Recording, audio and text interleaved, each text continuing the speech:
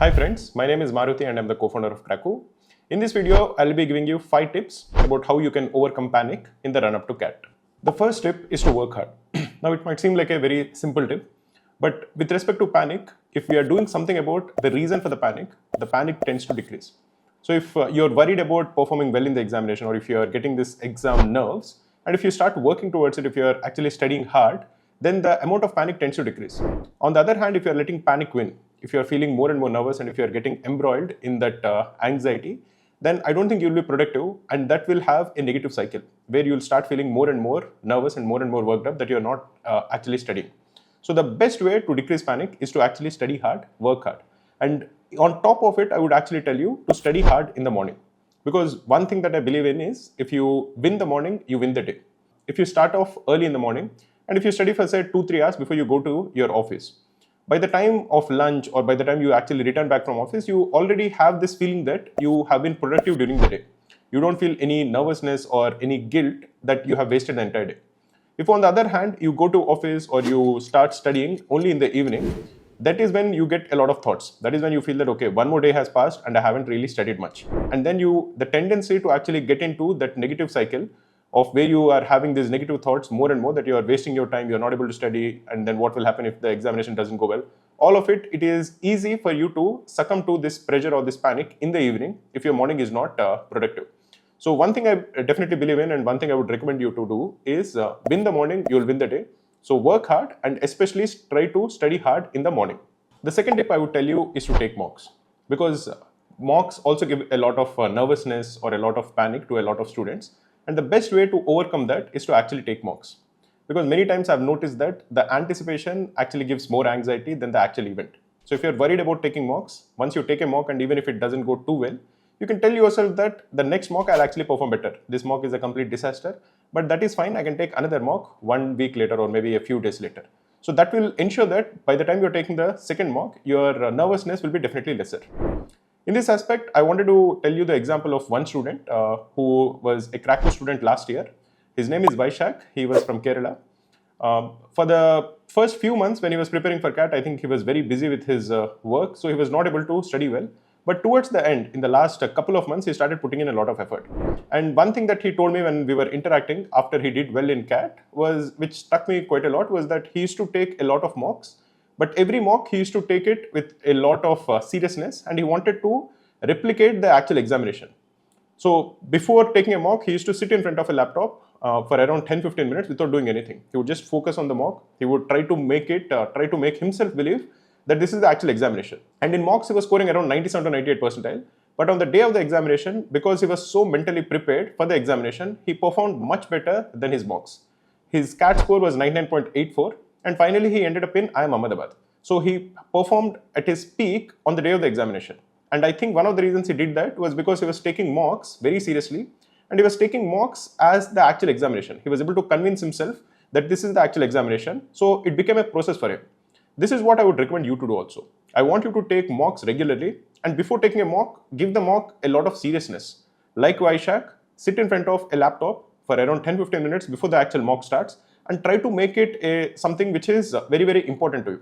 Because then on the day of the examination, you will feel much less pressure. The third tip I would tell you is to ensure that you are physically fit. Even if you are not physically fit, I would recommend you to go for some long walks in the evening. This is something that many chess players also do. Chess tournaments also are high stress events. They also go on for 2 to 3 weeks. And many of these top GMs, after a long day or after playing a long match in a high stress event, to relax or to chill out, they actually go for long walks.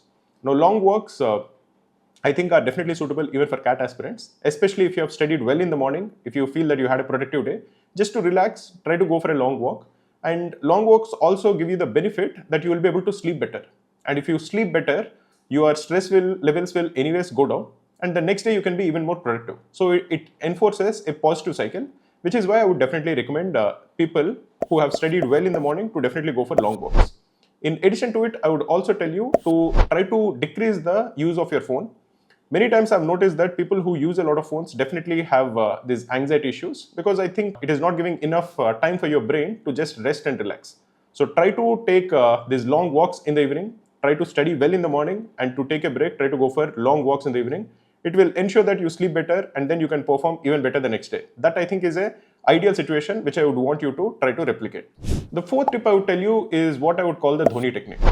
Dhoni finishes off in style. Many times interviewers have asked Dhoni that he was able to perform very well in the death overs, in the crucial overs when he is actually chasing a big target. Many times even when the pressure was very high, he was able to perform better. And I remember one of the answers that he gave was that I know that in the last over, I am also nervous, but I know that the bowler also is nervous. So he felt that if he is able to hold his nerves better than the bowler, he would win.